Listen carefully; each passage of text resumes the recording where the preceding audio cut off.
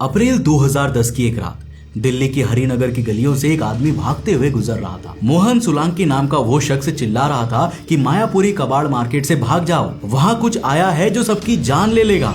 लोगों ने पूछा, भाई क्या हो गया, आखिर ऐसा क्या है उस मार्केट में? तो वो कांपती आवाज में बोला, वो दिखाई नहीं देता पर वो चीज जान ले रही है। और इससे पहले कि कोई उसे रोकता वो वहां से भाग गया। लोगों ने सोचा शायद कोई नशेड़ी होगा, कोई पागल होगा, सबने उसे इग्नोर किया।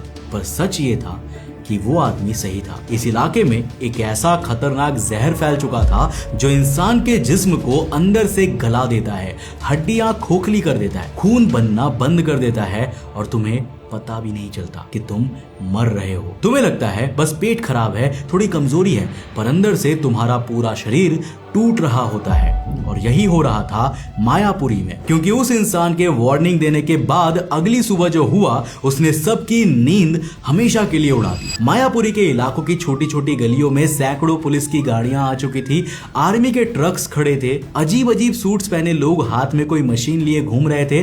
पूरा इलाका सील कर दिया गया था, कोई अंदर नहीं जा सकता था, कोई बाहर नहीं आ सकता था। लेकिन क्या हुआ था ये किसी को समझ में नहीं आ रहा था। बस इतना पता था कि एशिया की सबसे बड़ी स्क्रैप मार्केट में कुछ ऐसा आ गया है जिसके लिए हिंदुस्तान के टॉप वैज्ञानिक अपने इक्विपमेंट लेकर दौड़े चले आए हैं। तो आज हम दिल्ली के सबसे डरावने और सच्चे मायापुरी इंसिडेंट के बारे में जानने वाले हैं। सो हेलो गाइस, मैं हूं कौशिक और चलिए शुरू करते हैं एक और नए एपिसोड। दोस्तों, वीडियो शुरू करने से पहले मैं देख पा रहा हूं कि आप में से आधे से ज्यादा लोगों ने अभी तक सब्सक्राइब वाला बटन दबाया ही नहीं है। यार सब्सक्राइब वाला बटन नीचे दिया हुआ है, दबाओ उसको जाके और साथ में नोटिफिकेशन बेल को भी ऑन कर लेना। तो कहानी शुरू होती है साल 1968 में, जब दिल्ली यूनिवर्सिटी के केमिस्ट्री डिपार्टमेंट ने कनाडा से एक मशीन इंपोर्ट की। नाम था गामा सेल 220। देखने में एक भारी भरकम मेटालिक चेंबर जिसके अंदर लेड की मोटी शील्ड थी और शील्ड के अंदर 16 पतली पतली पेंसिल्स बंद थी। अब ये कोई साधारण पेंसिल्स नहीं थी। हर पेंसिल के अंदर 7 छोटे छोटे सिलेंडर टाइप चीजें होती हैं जिसे स्लग्स कहा जाता है। ये एक रेडियो एक्टिव एलिमेंट है जिसका नाम है कोबाल्ट 60। मतलब एक मशीन के अंदर 112 रेडियो एक्टिव स्लग्स बंद थे।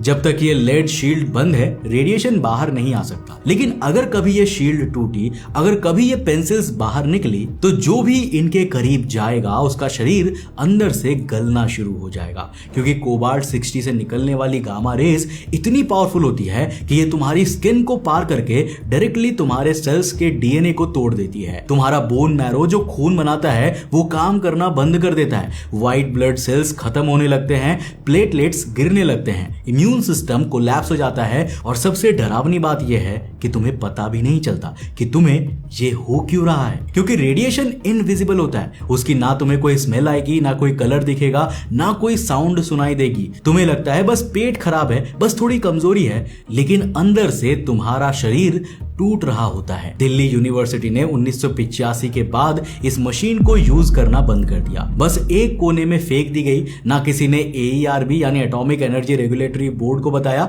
ना कोई मेंटेनेंस किया गया, ना कोई रिकॉर्ड, जो कि ज्यादातर इंडिया में होता ही है। पर यहाँ जो सबसे डरावनी चीज हुई ना वो ये थी कि 25 साल तक ये मशीन यूनिवर्सिटी के डंपिंग यार्ड में धूल खा रही थी। कोई जानता तक नहीं था कि ये है क्या। और फिर फरवरी 2010 में यूनिवर्सिटी के कमिटी ने डिसाइड किया कि पुराना सामान ऑक्शन में बेच दो, और उसी ऑक्शन में ये गामा सेल 220 भी बिक गई, एक नॉर्मल कबाड़ की तरह, बिना किसी वार्निंग के, बिना किसी लेबल के, बिना AERB को इन्फॉर्म किए। एक ऐसी मशीन जिसके अंदर 112 रेडियो एक्टिव स्लग्स बंद थे, वो अब मायापुरी कबाड़ मार्केट की तरफ जा रही थी। सबसे पहले ये मशीन पहुंची हरचंद सिंह की शॉप पर। हरचंद सिंह ने इसमें से अपने काम का सामान अलग किया और बाकी कबाड़ आगे गिरिराज गुप्ता को भेज दिया। गिरिराज ने भी अपना हिस्सा निकाला और जो बचा वो पास कर दिया दीपक जैन नाम के एक और कबाड़ी को। अब यहाँ से चीजें बदलती है। दीपक जैन और उनके लेबर वर्कर्स ने जब इस मशीन को हथौड़ा से तोड़ना शुरू किया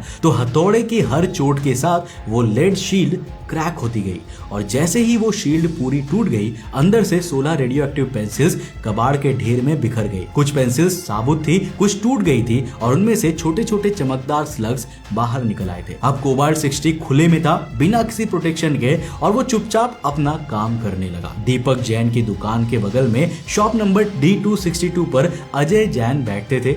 दीपक ने एक टूटी हुई पेंसिल का टुकड़ा अजय को बेच दिया। अजय ने उसे हाथ में उठाया, पलट कर देखा, ऐसी चीज उसने पहले कभी भी नहीं देखी थी। उसे लगा ये कोई कीमती धातु है। उसने उसमें से एक छोटा सा रेडियो एक्टिव स्लग निकाला और अपने वॉलेट में रख लिया। सोचो, कोबाल्ट 60 का एक रेडियो एक्टिव स्लग जेब में शरीर से चिपका हुआ है दिन रात। अजय को क्या पता था कि उसकी जेब में मौत बैठी है। कुछ दिन बीते, मार्च के आखिरी हफ्ते में कबाड़ मार्केट के वर्कर्स को अजीब अजीब तकलीफें होने लगी।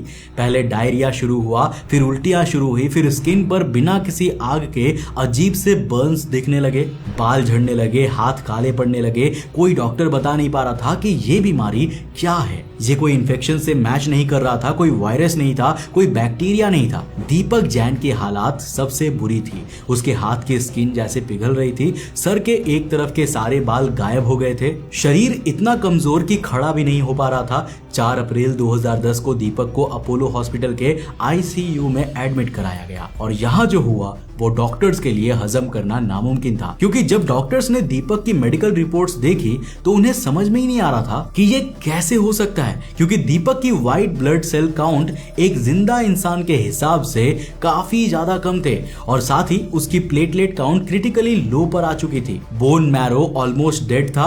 ये सिम्टम्स किसी नॉर्मल बीमारी के नहीं थे। डॉक्टर्स ने जब ये पैटर्न देखा तो उनके हाथ कांप गए। ये रेडिएशन एक्सपोजर के सिम्टम्स थे, मतलब दीपक का शरीर अंदर से रेडियो एक्टिव हो चुका था। उसके कपड़ों पर, उसकी स्किन पर रेडिएशन कंटामिनेशन था। जो भी उसके करीब गया था, जिस डॉक्टर ने उसका इलाज किया था, सब के सब अब रेडिएशन कंटामिनेटेड हो गए थे। डॉक्टर्स ने तुरंत दीपक से दूरी बना ली। एक पेशेंट जिसका इलाज हो रहा था, अचानक वो खुद एक वॉकिंग रेडिएशन सोर्स बन गया था। हॉस्पिटल स्टाफ ने बिना एक सेकंड गवाए AERB को इन्फॉर्म किया। ये 7 अप्रैल 2010 की शाम थी। AERB ने जैसे ये सुना, इमरजेंसी प्रोटोकॉल एक्टिव हो गया।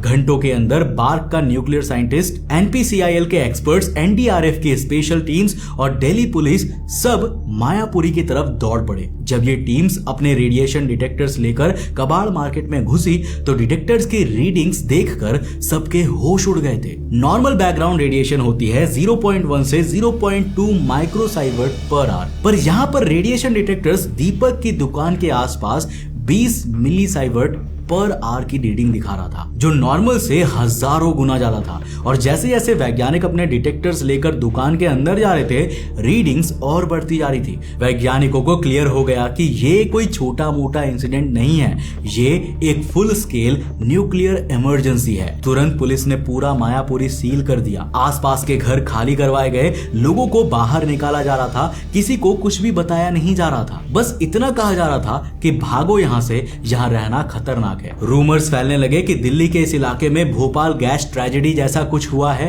पूरे इलाके में पैनिक था, कंफ्यूजन था, डर था। 8 और 9 अप्रैल को पहला सर्च ऑपरेशन शुरू हुआ। वैज्ञानिकों ने प्रोटेक्टिव सूट्स पहनकर कबाड़ के ढेरों को एक एक करके स्कैन किया। दीपक की दुकान और आसपास के एरिया से 4 इंटैक्ट कोबाल्ट 60 पेंसिल्स मिली, 3 बड़े बैग्स और एक ड्रम। बाहर कंटैमिनेटेड कबाड़ भी रिकवर हुआ। सब कुछ स्पेशल शील्डेड कंटेनर्स में पैक करके सिक्योर फैसिलिटी भेजा गया। लेकिन 16 में से सिर्फ 4 पेंसिल्स मिली थी, बाकी 12 अभी भी कहीं कबाड़ के समंदर में छिपी हुई थी। और जब तक सब नहीं मिल जाती, दिल्ली सेफ नहीं थी। इधर हॉस्पिटल में हालत बिगड़ते जा रहे थे।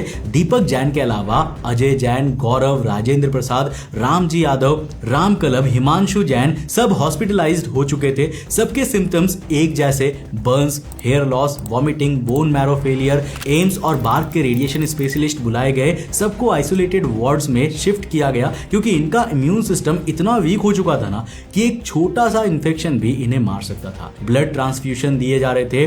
बोन मैरो ट्रांसप्लांट की बात चल रही रही थी, लोग अंदर से गल रहे थे और कोई कुछ कर ही नहीं पा रहा था। फिर 26 अप्रैल 2010 को वो खबर आई जिसका सबको डर था। एक 35 साल का वर्कर जिसने एस्टिमेटेड 310 रैड रेडिएशन एब्जॉर्ब किया था, उसकी मल्टी ऑर्गन फेलियर से मौत हो गई।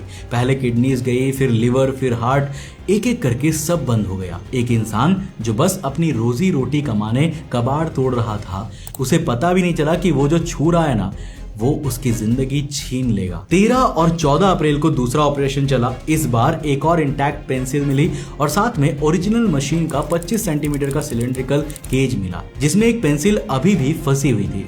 लेकिन कहानी अभी खत्म नहीं हुई थी। 16 और 17 अप्रैल को तीसरा ऑपरेशन चला और जो मिला ना, वो सबसे ज्यादा चौंकाने वाला था। एक कोबाल्ट 60 का स्लग एक स्क्रैप वर्कर के वॉलेट में मिला। जी हाँ, वॉलेट में। अजय जैन ने उसे कीमती समझकर जेब में रख लिया था और हैरानी की बात यह है कि उस पेंसिल पर साफ साफ इंग्लिश में लिखा हुआ था, ड्रॉप एंड रन, इसे फेंको और भागो। लेकिन अजय ने शायद वो पढ़ा ही नहीं, या शायद इंग्लिश नहीं आती थी उसे। जो भी हो, वो स्लग दिन रात उसके शरीर के इतने करीब रहा कि रेडिएशन डायरेक्टली उसके टिश्यूज को डिस्ट्रॉय करता रहा। अजय की राइट लेग गलना शुरू हो गई थी। उसे करीब 1 साल तक हॉस्पिटल में रखा गया था। मई 2010 की शुरुआत तक अथॉरिटीज ने कंफर्म किया कि टोटल 16 पेंसिल्स और उनमें मौजूद सभी 112 स्लग्स रिकवर कर लिए गए हैं। सारा radioactive material Narora atomic power station भेजा गया। एनडीआरएफ की एनबीसी यूनिट्स ने मई के आखिरी तक मल्टीपल सर्वेस किए। कंटामिनेटेड सॉइल हटाई गई। कुछ सड़कों पर 6 इंच मोटी कंक्रीट डाली गई ताकि रेसिडुअल रेडिएशन